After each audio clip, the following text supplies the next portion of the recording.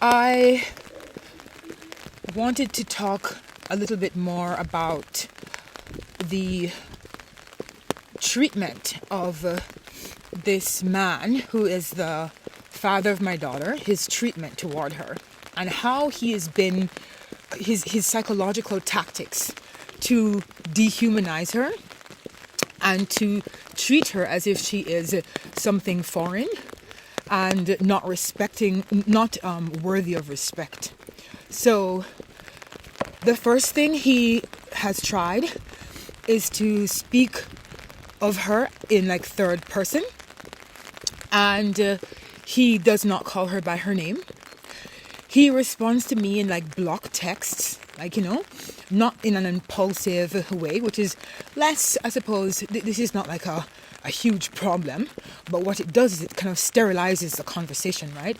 It's a way of remaining sterile. It's a way of saying, this is not something that is personal. He is her father. It's personal. And he has, and so the other day I was looking in her diary, and so she wrote that she assumes that he's racist. And this is really heartbreaking because, although I know why, I've spoken to her since, I know why, but it's very heartbreaking because it's not just given the kind of like Nazi descendant thinking, it is also the fact that she's a child of 7 years old and she's already deduced that, having seen him, having been ignored by him, the 2 times she saw him, completely ignored. While he because we were first in Freiburg the first time where he worked and where he was greeting his colleagues or people he saw on the street, and these are all white people, right? And so her question to me is, does my dad not like me on account that I'm black or I'm half black? And this is so disturbing for a mom to encounter, because while it's great that she has such great critical thinking, and I kind of like try to like dampen the effect of that and say, oh no, it's it could be for other reasons, right? But the kind of the go-to in her mind and the kind of searching, why am I being treated this way? Why? What did I do? It's a very frustrating experience. I've heard her defend him, when she was living in Seattle, defend him to people who were children, who were curious, like, where's your dad? Everybody in Seattle at the school we attended had, well, not everybody, but the great majority of students had very hands-on fathers who were there with them, who picked them up, who, are a constant, citing. And she was wondering, why is it that children always ask me, who my dad is, or like, where's my dad? Because she, of course, is in this place where she finds her mom. I suppose she finds her mom sufficient, but I could see a kind of like wistful thinking, right? In like a wistfulness,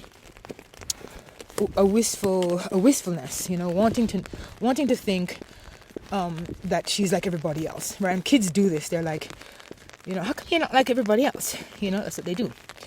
And so there's a lot of that corrective behavior to do. But I witnessed her constantly stand up for him, constantly stand up for the expectation or the imagination of him, like stand up and say, I'm going to see him one day,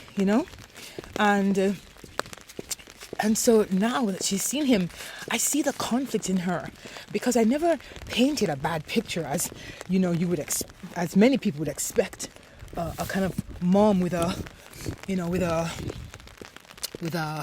grudge, to do. So, you weren't going to talk to me for 8 years. Well, I'm going to make sure your kid knows exactly who you are, punk.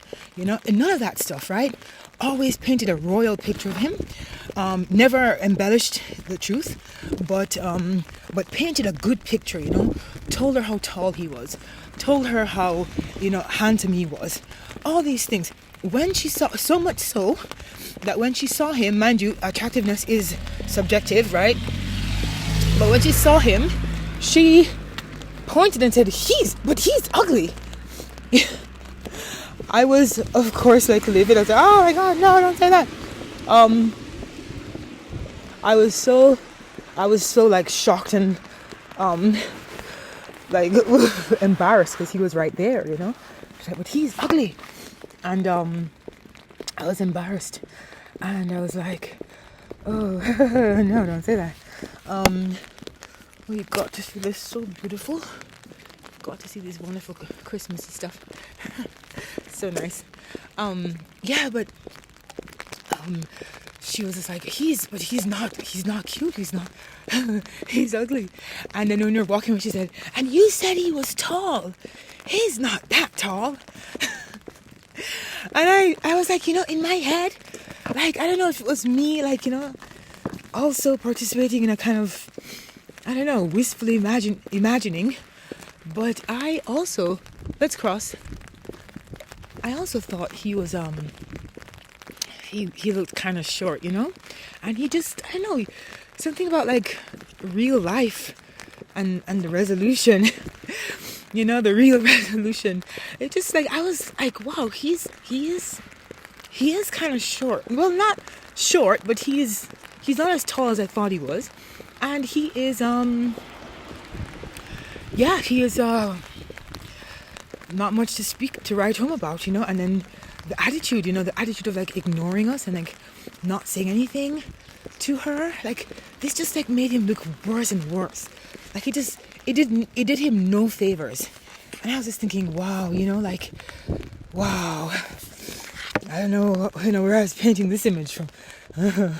No.